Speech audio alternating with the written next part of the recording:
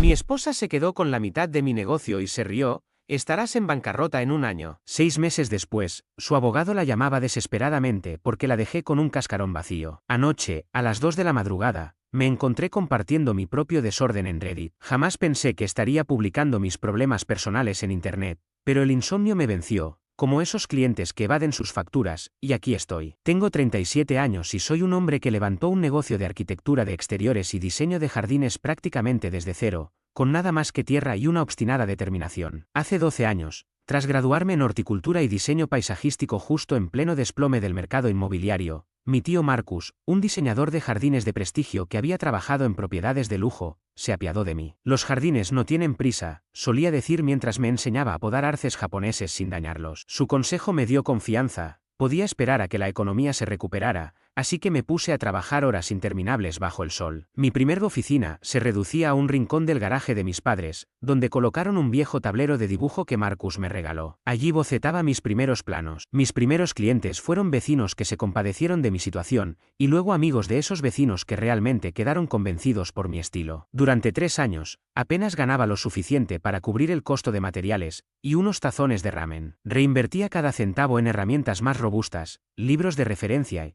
y finalmente, en una camioneta de segunda mano con mi logotipo pintado a mano en la puerta trasera, totalmente improvisado. Al 5.º año ya había alquilado un pequeño espacio sobre una tienda de insumos de jardinería y contratado a un ayudante a tiempo parcial. Mis ingresos me permitieron mudarme del hogar de mis padres a un modesto departamento. Mi propuesta, jardines naturales y sostenibles que parecían nacer del entorno en lugar de imponerse, empezó a destacar en la zona. Fue en una feria local de hogar y jardín donde conocí a Olivia. Apenas contaba con presupuesto para el puesto más discreto, ese ubicado en la esquina más olvidada, donde colgué mis fotos impresas en un café del barrio, sujetas con chinchetas a unos paneles desgastados. En medio de los stands pulidos de empresas renombradas, mi espacio parecía un proyecto escolar. Ella se detuvo, examinó mis diseños con detenimiento y comentó: «Tienes algo que los demás no tienen, tienen alma». Su presencia, con un corte de cabello bob perfecto y un atuendo discreto pero caro, llamó mi atención. Olivia trabajaba en una firma de arquitectura de alto nivel, pero se sentía limitada por la rutina corporativa y los diseños beige que imponía la empresa. Lo que empezó como un breve intercambio en el stand se prolongó en un café tras el cierre de la feria, y luego en una cena tan larga que el personal del restaurante comenzó a limpiar mesas cercanas. Ella hablaba de integrar tecnología de visualización 3D en proyectos paisajísticos, yo, de plantas y su cuidado. Juntos garabateamos ideas en servilletas, mis bocetos de jardines y sus bosquejos digitales para mostrar a los clientes una vista previa inmersiva. Tu negocio necesita a alguien que ayude a los clientes a visualizar su creatividad, me dijo con los ojos brillantes. 2 semanas más tarde ya presentábamos nuestra primera propuesta conjunta. 6 meses después estábamos saliendo. Al año, Olivia trasladó a su equipo de visualizaciones a mi pequeño estudio, y hace 7 años, al casarnos, oficializamos nuestra sociedad. Su destreza digital complementaba mi experiencia en horticultura. Los primeros 5 años de Green Vision florecieron. Olivia transformó mi taller de un puñado de tierra en una boutique de paisajismo que ofrecía recorridos virtuales inmersivos. Tomaba mis diseños a mano y los convertía en experiencias 3D que los clientes podían recorrer antes de plantar la primera semilla. Nuestro sitio web,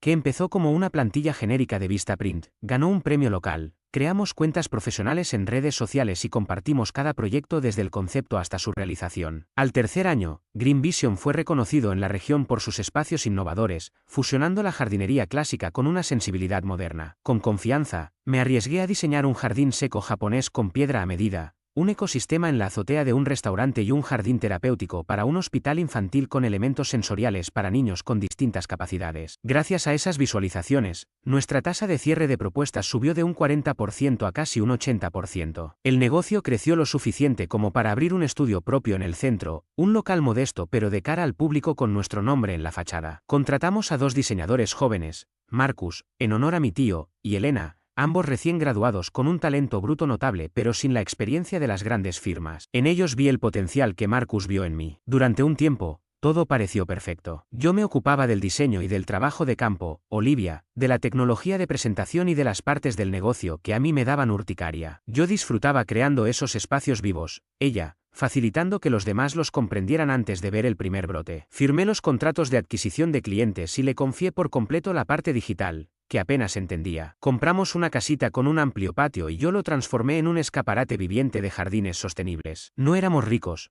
pero teníamos lo justo para permitirnos alguna escapada, invertir en herramientas de calidad y no entrar en pánico cuando algún cliente se retrasaba con el pago. Recuerdo que, durante nuestra cena de 5º aniversario, pensaba en esa pequeña bestia con su jardín que yo había diseñado. Esto es el éxito, me dije sin imaginar que, en realidad, estaba contemplando el principio del fin. Admiraba la vista desde lo alto de una suave pendiente de rocas, ajeno al cambio de estación que apenas se percibía. Observé cómo las hojas empezaban a amarillear antes de que nadie reconociera la llegada del otoño, un detalle que me inspiró a investigar técnicas nuevas y a perfeccionar mis diseños. Lo que antes considerábamos encantador y auténtico, poco a poco se volvió estrecho y limitado para ella. Olivia empezó a comparar nuestros ingresos con los de sus antiguos colegas de arquitectura corporativa, aquellos que trabajaban en rascacielos de cristal en el centro y disfrutaban de bonificaciones anuales. Jessica acaba de ser ascendida a directora de visualización, me soltó una noche, hojeando su teléfono mientras yo trazaba planos sobre la mesa. La van a mandar a Tokio para presentar su nueva plataforma de realidad virtual. Comentarios como aquel se convirtieron en el pan de cada día. De pronto, nuestro ingreso constante parecía apenas de clase media, como si estuviésemos a una orden de Amazon de la bancarrota. Mi negocio local, nacido de cero, se había quedado pequeño. Si no eres global, no existes, me reprochaba. Los diseños que antes calificabas de conmovedores y únicos, ahora eran lindos pero amateurs. Luego vinieron los golpes directos. Podrías ganar 6 cifras si no estuvieras atrapado en hábitats de gnomos de jardín. Había aceptado encargos que exigían mi creatividad y resistencia física para mejorar el margen de beneficio, pero nada parecía florecer a su gusto. La misma mujer que antes admiraba mi pasión, ahora hablaba de jugar con plantas como un niño con una maceta. Esas palabras calaron hondo porque provenían de quien había prometido apoyarme incondicionalmente. Una noche, tras un comentario especialmente cortante sobre lo antiguo de nuestro modelo de negocio, traté de entender. Pensé que te emocionaba lo que construimos juntos. Su voz rezumaba cansancio, esa nueva expresión que llevaba como un estigma. Me encantó, Nathan. Pero tengo 40 años. ¿De verdad quieres seguir diseñando jardines para amas de casa y restaurantes locales? ¿No te gustaría crecer? ¿Tener una estrategia de salida? No solo atacaba mi empresa, cuestionaba mi identidad. No veía mi trabajo como un hobby, sino como mi legado. Cada metro cuadrado de césped, cada sendero de piedra y las noches dibujando bocetos con tierra bajo las uñas. Me defendí. Nuestros clientes adoran lo que hacemos y vivimos dignamente de ello. ¿Y dónde está el impacto real? ¿El potencial de crecimiento? Repetía. Me sentí desconcertado. Esto no era una startup, era nuestra obra de vida, pero ella lo veía como un trampolín. El desencuentro se hizo patente cuando, 6 años después de casarnos, conseguimos nuestro cliente más grande, un promotor inmobiliario de condominios de lujo en el centro. Querían paisajismo excepcional en terrazas, patios y muros vegetales. El presupuesto era generoso, el encargo creativo y la visibilidad enorme. Me sumergí en conceptos de urbanismo sostenible, tejados verdes y muros vivos. Olivia, revitalizada, creó visualizaciones sorprendentes, aprendió nuevos programas y trabajamos codo a codo, como en los viejos tiempos. Pero la dinámica cambió. Empezó a decir que ella debía llevar sola todas las reuniones, que yo no conecto cuando habla de aspectos técnicos. Volvían a casa palabras como visión, escala y grandes oportunidades. Cuando yo solicitaba datos concretos para integrarlos en mis diseños, ella se limitaba a encogerse de hombros. Aún definimos el panorama global. Intenté ignorar la sombra que se cernía sobre nuestra relación y concentrarme en perfeccionar el proyecto, hasta que una noche sorprendí una llamada en su despacho. Lo de tu oferta es tentador, pero mi situación actual lo complica, dijo, sin darse cuenta de que estaba escuchando. Necesito algo de tiempo para arreglarlo. En ese instante todo encajó. Más tarde, buscando papeles fiscales en nuestro estudio, di con una cuenta bancaria aparte donde había casi $25.000. Legalmente no era ilícito en régimen de gananciales, pero la discreción resultaba sospechosa. Cuando la confronté, no parpadeó, ni dudó. Su mirada, ajena al remordimiento, confirmó lo que ya sabía. No solo me abandonaba, intentaba borrar de un plumazo todo aquello que me definía. Me miró con esa expresión de superioridad, como si yo fuera un pasante despistado, y comentó desde su silla, «Esto es tu fondo de contingencia». Le pregunté con incredulidad, ¿contingencia de qué? Él se encogió de hombros y dijo con total naturalidad, «Por cuando tu pequeño negocio de jardinería se venga abajo». Seamos realistas, las empresas familiares no prosperan hoy en día. Su tono careció de toda compasión, me dejó pasmado. Aquello me dolió, ese negocio era también mi proyecto. Creía que era el nuestro. Solté un suspiro y lo vi cerrar la laptop, como si yo le robara minutos productivos. Nathan, sé realista, continuó. Tu pasión por el paisajismo está bien, y sí, yo contribuí para que arrancara, pero esto no es una oportunidad de crecimiento a gran escala, ni algo escalable. Hay un límite. Me quedé mudo unos instantes, preguntándome qué clase de conversación estaba teniendo con Clayton. Le pedí que me contara la oferta que habían estado discutiendo. Su rostro se congeló, y por un instante vi pasar algo, culpa, una chispa de molestia, difícil de describir, pero allí estuvo. Entonces lo soltó. Ella cree que puede ir más allá del jardín. Lo observé fijamente y dije con voz tensa, ¿vas a dejar el negocio? Él no negó ni confirmó, guardó silencio. Esa pausa fue su respuesta, ni sorpresa ni arrepentimiento, solo un vacío que me reprochaba con hechos. Comprendí el engaño, no era solo la traición, sino lo ciego que había estado al confiar en él. Era como si ya hubiera pasado página, y yo me quedé esperando un final que él había escrito sin avisarme. Respiré hondo y le hablé con claridad,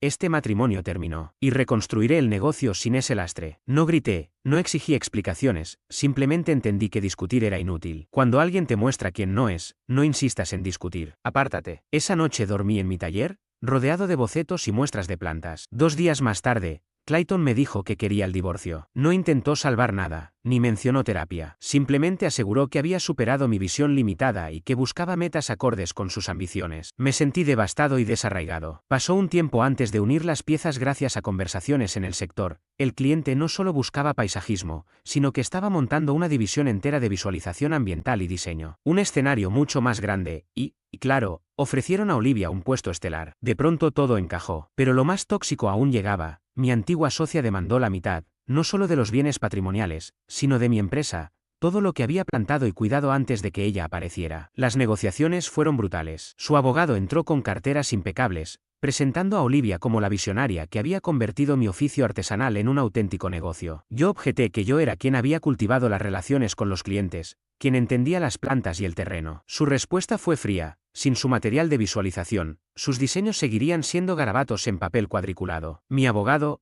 un generalista de herencias y bienes raíces, no pudo hacer frente al rigor de aquel jurista corporativo. Con mis ingresos modestos no podía permitirme un bufete de alto nivel. El juez compró el argumento de su lado, yo me quedé con la casa y la mitad de mis ahorros, pero solo el 50% de la empresa que había levantado desde cero. Cuando recibí los términos, sentí como mi alma abandonaba el salón. Olivia me dedicó una sonrisa desdeñoso al firmar los documentos, en 1 año estarás en la ruina. Sin mis habilidades técnicas, nadie querrá tus simpáticos dibujos de jardines, soltó entre risas. Incluso su abogado se carcajeó. Yo asentí con calma, fingiendo estar acabado, un brote marchito en una esquina. Pasé 3 días sumido en la desesperación, dispuesto a desaparecer del mundo del paisajismo, mudarme al campo y reponer macetas en un vivero como si mi sueño nunca hubiera existido. Pero recordé un consejo de mi tío Marcus, tras una sequía que arrasó nuestras plantaciones, los jardines no mueren tan fácil, están hechos para renacer. Así empezó mi terapia de ampollas, mientras Olivia celebraba con su flamante división y una cafetera de $5,000, yo cargaba adoquines bajo la lluvia, con una carretilla y nada más. No había pasantes ni equipos costosos, solo yo en un terreno embarrado, cumpliendo plazos. No había tiempo para lamentaciones, había muros de contención que levantar y clientes que no me fallaban. Lo que Olivia había olvidado es que ella dominaba la visualización,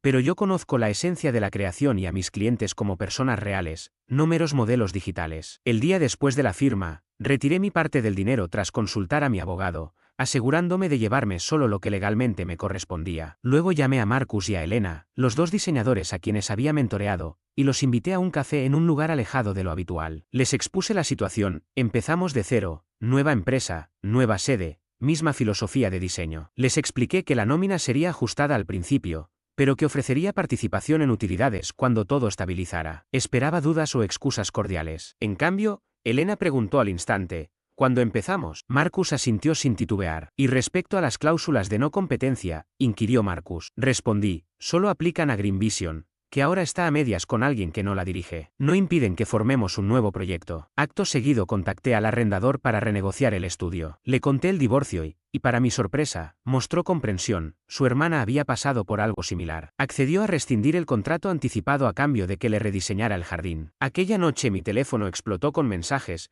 ¿Qué pasó con la cuenta de la empresa? ¿Dónde están los archivos de diseño y nuestros proyectos? No respondí. Observé cómo los chats se acumulaban como hojas secas en invierno. Les dejé en pánico. A la mañana siguiente presenté la documentación para la nueva sociedad, Marcus Legacy Gardens, en honor a mi tío, quien me enseñó todo. Me mudé a un garaje reformado, más pequeño y acogedor, usé mi equipo como aval para un préstamo y me puse a trabajar. Lo divertido es que la vieja empresa seguía existiendo técnicamente, Olivia aún tenía el 50% de un cascarón vacío, el local estaba desierto, el personal se había marchado, la web había caído y los clientes se fueron, porque detrás de ese negocio estaba mi nombre. En menos de una semana hablé personalmente con todos los clientes con proyectos pendientes. Les expliqué que nos reestructurábamos y que yo continuaría al frente. Esperaba renegociaciones, pero ninguno retrocedió, al contrario, muchos se pusieron de mi lado. Mencioné de forma vaga mis problemas matrimoniales, y de pronto resonaron en ellos historias propias de separación. La señora Bernati, una clienta legendaria, me dijo: siempre pensé que las flores no son para engañar. Me encanta trabajar sin parar, pero esta vez todo tiene un nuevo sentido. Admitió que el estudio era más pequeño, pero también que los gastos habían bajado, y que ahora ella recibía más atención directa. Marcus y Elena aceptaron un recorte temporal de sueldo a cambio de futura participación, prueba de que la lealtad no se compra. Recuperamos lo esencial: bocetos a mano, representaciones digitales sencillas. Elena aprendió sobre la marcha con un software asequible. Los clientes celebraron el cambio, decían que lo artesanal se sentía auténtico. Los ingresos cayeron un poco al inicio, pero también lo hicieron los costos, así que el balance quedó estable. Sin la presión de crecer o perseguir cifras, recordé mi motivo original: crear algo real, duradero y significativo. Sin jerga corporativa, sin adornos, solo raíces y trabajo honesto. Entonces llamó el abogado de Olivia, furioso porque mi inversión en el antiguo negocio no estaba dando frutos. Exigía la devolución de activos y amenazaba con acciones legales. Mi nuevo abogado, especializado en pymes, me explicó que no había violado ningún acuerdo. El negocio antiguo seguía vivo, y ella solo poseía una parte de ese cascarón. Nada impedía que yo emprendiera mi propio proyecto. Me reclamó que siguiera vinculado a nuestra sociedad conjunta. Su abogado me llamó aterrado, insistiendo en que yo dependía de esos ingresos regulares. Mientras él ya se había mudado a un apartamento de lujo y alquilado un coche alemán excesivamente caro, sus cheques nunca llegaron.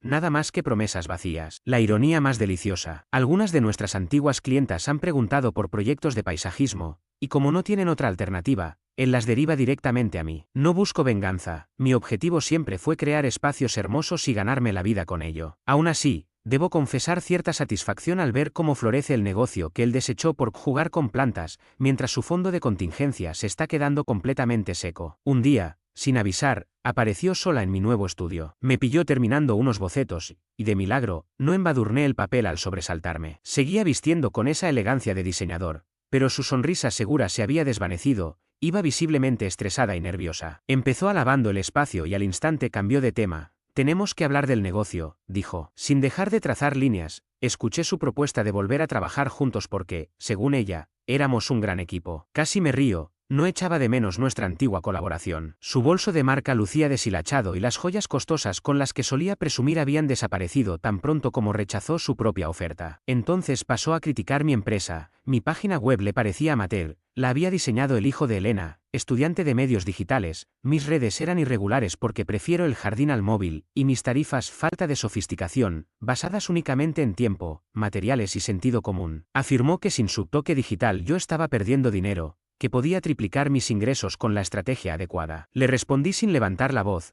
no construí esto para brillar en conferencias o perseguir seguidores en LinkedIn. Cada proyecto con mi nombre detrás demuestra algo auténtico, no un cálculo frío de participación. Este estudio no está en una torre de cristal con iluminación ambiental y suculentas de exhibición. Tiene algo que esos lugares jamás tendrán: integridad real. No requiero mantras de vision board ni modismos de diseñador, sino raíces de tierra y un respeto genuino que no consigues con un comunicado de prensa. Dejé el lápiz sobre la mesa, la miré a los ojos y expliqué mis números. Hoy llevo a casa más beneficios que cuando nos casamos, con ingresos totales algo menores pero gastos reducidos al mínimo y ganancias netas muy superiores. Su rostro dibujó una mueca de incredulidad. Imposible, exclamó. Le detallé que este local cuesta la mitad, el alquiler es un tercio de lo que pagábamos, no hay estaciones 3D de última generación ni actualizaciones tecnológicas cada 6 meses, ni máquinas de café caras que apenas usan los clientes, solo un estudio donde la gente ve cómo sus jardines nacen de manos humanas. Su ira se transformó en vibración palpable. Me acusó de limitar mi potencial, lo cual resulta curioso viniendo de quien pensaba que cada rincón debía llevar un código QR y luces para Instagram. Justo entonces entró Elena con el almuerzo.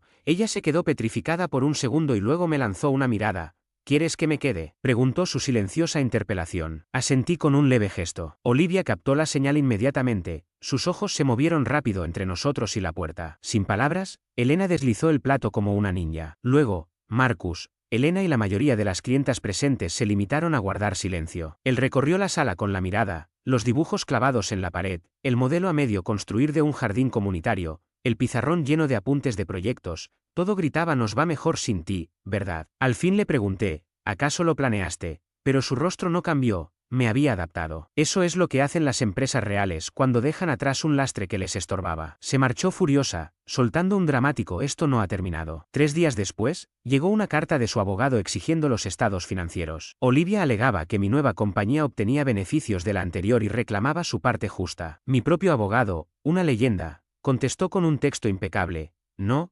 amigo, empresa nueva, nombre distinto, espacio propio, sin obligaciones ni accesos». Mientras tanto, yo estaba disfrutando del mejor mes desde que me independicé y abrí este estudio. Empecé mi carrera en solitario y pronto los encargos no dejaron de llegar. Los clientes satisfechos me recomendaban a sus conocidos, y hasta un escultor local con el que colaboraba logró que apareciéramos en una publicación de arte. Dejamos de diseñar jardines para promotores adinerados y empezamos a trabajar con personas reales, gente que valoraba el espacio, la tranquilidad y la conexión. Un día recibí una llamada totalmente inesperada de una clienta de antaño, la mujer del jardín de rosas, convencida de que Olivia era demasiado inalcanzable. Resulta que su hijo dirigía los jardines botánicos de la ciudad y estaban por renovar la sección japonesa. Cuando escuché mi nombre, supe que era el proyecto con el que siempre había soñado, un encargo con propósito, capaz de conmover. Preparé una propuesta sencilla, bocetos a mano, un diseño meditado y unas pocas ilustraciones digitales que Elena creó en un programa económico. Mientras esperábamos, 2 grandes empresas rivales presentaron sus lujosos paisajes virtuales, más propios de un videojuego que de un jardín real. Sin embargo, ganamos la licitación. El director me llamó para decirme: «Tu diseño transmite el anhelo de habitar el jardín». Aquellas palabras se quedaron grabadas,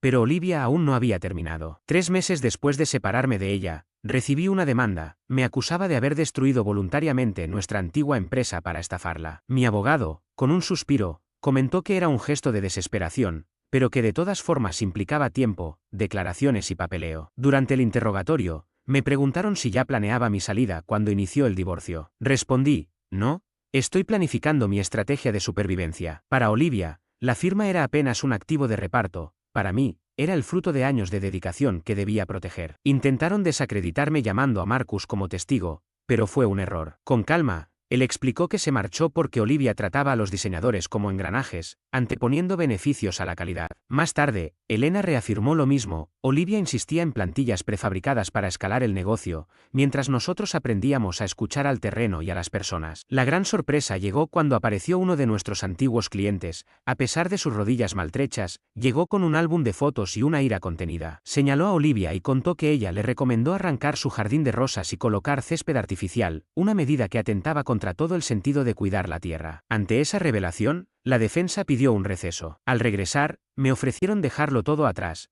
comprar mi parte de la empresa por $75,000. Podría haberme presentado como víctima, amargado por la traición, pero preferí mirar lo que realmente tenía: un proyecto cimentado en valores, un equipo dispuesto a respaldarme y la dignidad de saber que no me rendiría. Contraté a un contador, que valoró la empresa en unos $800, el precio de mercado de una compañía sin empleados, clientes ni alma. Olivia aceptó sin dudar y, al mismo tiempo, el visionario inmobiliario, que le había prometido dirigir una división, desapareció cuando la corporación no aprobó su plan. Una semana después, me encontraba en un banco cuando me topé con su hermano, alguien con quien nunca fui cercano, pero siempre sensato. Me confesó que ella llevaba años apropiándose del trabajo ajeno, desde proyectos escolares hasta colaboraciones profesionales. También me reveló que él aceptaría un cargo de dirección en Boston, pero que la verdadera razón de su partida era mi reputación. Asentí sin preguntar más. Hoy me llaman para mentorizar a estudiantes y hablar en exposiciones de paisajismo. Es curioso cómo funciona la vida. Han pasado casi 12 meses y contamos con 6 empleados, 2 sedes y un grupo de clientes con misiones auténticas. Incluso hemos salido en revistas especializadas y aparecido en algún podcast.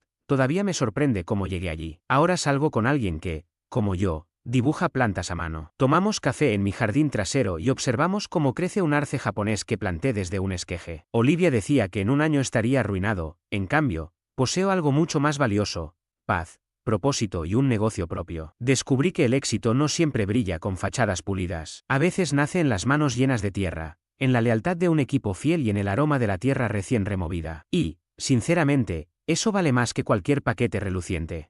Casi muero en el hospital, y a mi esposa no le importó. En cuanto me dieron de alta, hice las maletas y me fui. Ella se rió, pensando que había ganado. 2 años después, me estaba poniendo el teléfono patas arriba, suplicando otra oportunidad. Desperté a las 2:47 de la madrugada en un cuarto de hospital, con la garganta ardiendo y la respiración encadenada a un pitido entrecortado. A 1 metro de mí, Camila, mi esposa desde hacía 6 años, deslizaba el dedo por TikTok como si aquel resplandor azul fuera más urgente que mis intentos por seguir con vida. Pero retrocedamos. Todo empezó con un cansancio insulso, agujetas sin gimnasia, un bostezo pegajoso que no se me quitaba con café. Cuando comenté que quizá debía ir al médico, Camila soltó una carcajada nasal. Siempre exageras cuando el trabajo te aprieta, dijo, sin apartar la vista del teléfono. Seguí funcionando a base de terquedad. Entonces llegó la fiebre de los cristales rotos, cada articulación parecía rellena de vidrios, las sábanas amanecían empapadas y yo temblaba hasta morderme la lengua. Su consejo fue tómate un par de Tylenol y deja de despertarme. Aquella noche todo cambió. Al abrir los ojos, el dormitorio giraba, mi brazo derecho era un peso muerto y el corazón galopaba tan fuerte que vibraban los empastes. Balbuceé su nombre. Ella gruñó, se dio la vuelta y soltó la frase que todavía me zumbaba horas después. No soy tu niñera, arréglatelas. Con los dedos entumecidos marqué a Marcela, mi hermana mayor. Vive a 45 minutos, pero llegó en 20. Su rostro se endureció al verme, y sin levantar la voz, anunció. Nos vamos a urgencias. Camila ni se inmutó. Si quieren validar su teatrito, adelante. La sala de emergencias fue un torbellino de batas y términos médicos, septic shock, falla multiorgánica, temperatura 40 grados,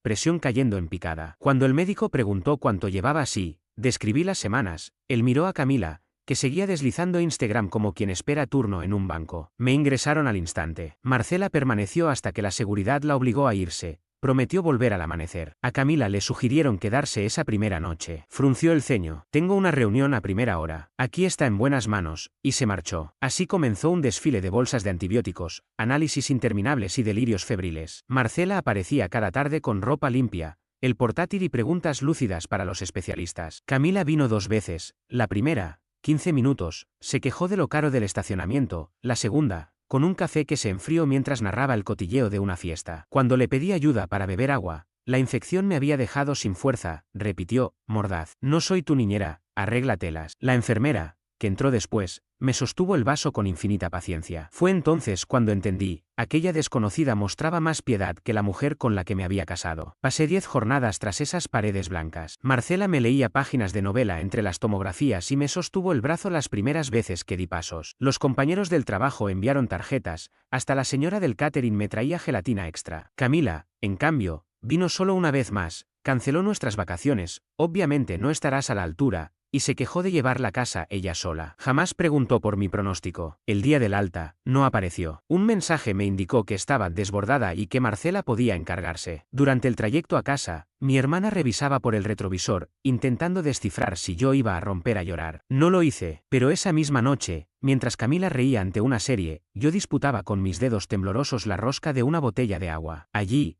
en silencio, se selló mi decisión. Al amanecer, Camila preparó tostadas de aguacate para su Instagram, a mí me señaló el pan congelado. Le escribí a Marcela, ayúdame a salir. Con la precisión de un atraco quirúrgico, fuimos vaciando la casa, documentos, ropa, portátil, medicamentos. Conseguí un pequeño departamento con ascensor, subir escalones seguía siendo una proeza, y cambié la domiciliación de mis cuentas. Camila no percibió nada. Planeaba un viaje con amigas. Estarás bien solo, ¿verdad?, preguntó sin alzar la vista del portátil. Asentí y añadí, cancelar tarjeta conjunta a mi lista mental. Las pequeñas puñaladas dolían más que los movimientos de cajas, los papeles del alta tirados a la basura, suspiro dramático cuando pedí recoger una receta, la queja porque estropeaba la colada durmiendo a media jornada. Cada detalle oxidaba lo que quedaba del anillo. Esperé a que se fuera a trabajar. Dejé las llaves y una carta concisa. No había reproches encendidos, solo la cronología de una sepsis y la constatación de que yo ya no estaba allí. Bloqueé números, corté la localización compartida y salí. Esa noche, sentado en un sillón prestado, degusté comida china pasada de soja, sabía a libertad. El teléfono de Marcela comenzó a parpadear. Muy gracioso, volverá en una semana, escribía Camila. Minutos después, estás siendo ridículo.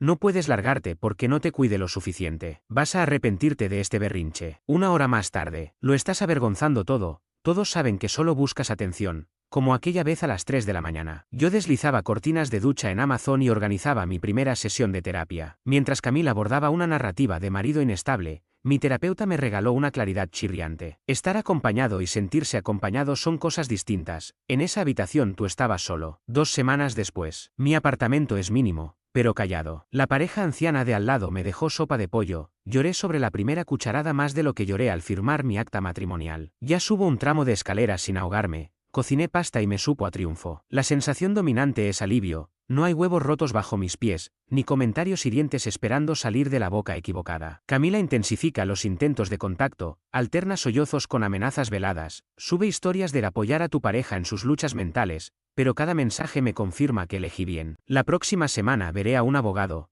Tengo los históricos del hospital y capturas donde admite haber ignorado mis síntomas. No busco guerra, solo salida. Hoy amaneció un SMS desde un número desconocido. Siempre regresas, ¿quién soportará tu drama? Sonreí, abrí la ventana, respiré. Por primera vez en años, el aire no olía a resignación. Desactivé el número, preparé el desayuno, y por primera vez en meses, mis manos no temblaron al sostener la taza de café. Hace un año bastaba oír aquella risa, esa carcajada aguda que siempre anunciaba reproches, forzados, para que se me encogiera el estómago. La semana pasada la escuché de nuevo, rebotando entre los pasillos del supermercado mientras buscaba un nuevo tueste. Ni siquiera me sobresalté, apreté el paquete de granos, pagué y salí. Camila, ni siquiera me vio. Actualización. Han preguntado mucho por mi vida tras la caída de las redes sociales de mi exesposa, así que ahí va. El divorcio quedó resuelto hace 6 meses. Camila no lo impugnó porque estaba muy ocupada vendiendo online la imagen de esposa comprensiva que apoya al marido inestable. El día que firmamos soltó un texto lacrimógeno en Instagram, foto en blanco y negro incluida, narrando lo difícil que es amar, los demonios ajenos. La dejé con ese teatro.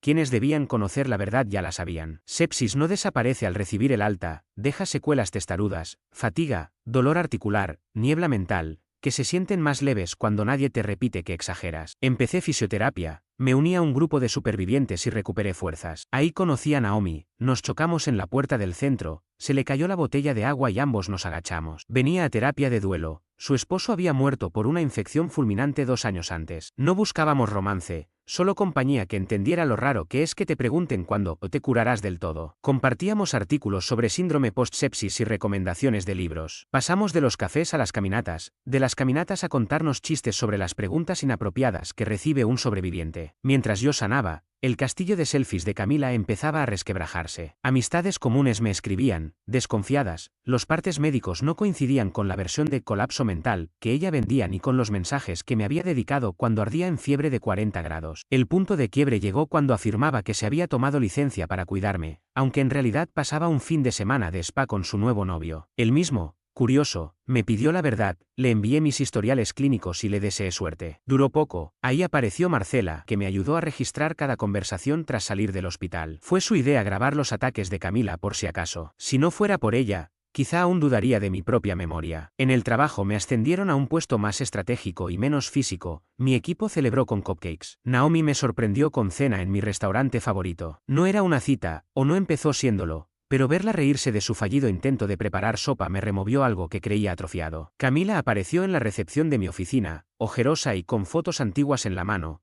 tal vez para evocar tiempos felices. Avisé a seguridad y salí por la puerta trasera. Mi terapeuta me escribió, está bien no sentir nada, a veces es más sano que sentir demasiado. Tenía razón, mi mayor preocupación era llegar puntual al café con Naomi. Con el tiempo, Naomi y yo nos volvimos inseparables. Cuando preparábamos la cena una noche, saqué el anillo que había guardado en un cajón, y sin discursos ni cámaras, le propuse matrimonio. Dijo que sí con las manos llenas de harina. Solo lo supieron familia y amigos cercanos. De algún modo, Camila se enteró y empezaron de nuevo los mensajes, no puedes hablar en serio. Ella es un rebote. Conversemos antes de que cometas un error. Bloqueé un número tras otro, pero reaparecían. Entonces llegó la citación. Camila me demandaba por difamación. Afirmaba que mis testimonios manchaban su honor y reclamaba una suma obscena por daños. Al abrir el sobre, no sentí miedo sino una serenidad extraña. Al fin todo quedaría registrado ante un juez. La audiencia se fijó para el mes pasado. Naomi, Marcela y yo armamos un dossier tan grueso que necesitó una caja. Registros del hospital. Cámaras de seguridad donde Camila aparece 2 veces en 10 días. Capturas de sus stories presumiendo masajes mientras yo estaba entubado. Audios donde me llama dramático, por tener 40 grados. Mensajes suyos instruyendo a familiares, digan que está inestable. El día señalado, la sala rebosaba curiosos y periodistas sanitarios, la demanda había despertado morbo. Camila llegó impecable, vestida de neutralidad,